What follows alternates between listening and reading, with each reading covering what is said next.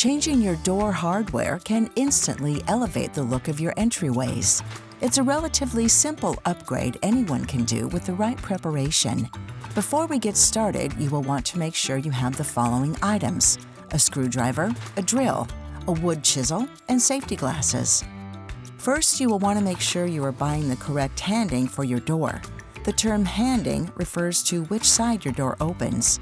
To determine this, face your door as if you were to push, not pull it open. Notice which side the hinges are on, the left or right. If they are on the left, your door is left-handed. If they are on the right, your door is right-handed. Next, determine your back set. To do this, measure from the center or top of the bore hole to the edge of the door. Most handle sets are for 2 3/8 inch back sets or 2 3/4 inch back sets. Insert the latch and deadbolt through the edge of the door.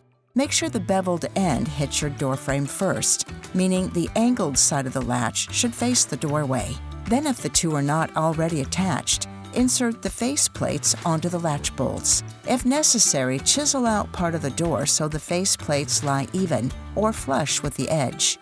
Mark where your pilot holes for the faceplate will be drilled before you attach it to the door. Then, after drilling your pilot holes, make sure the faceplate is right side up and bring it to the door.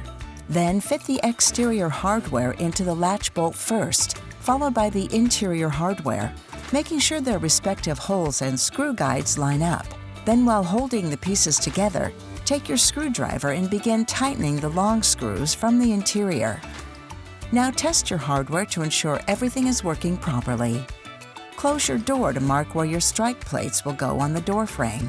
If necessary, gently mortise the door frame so the strike plates will lay even with the surface.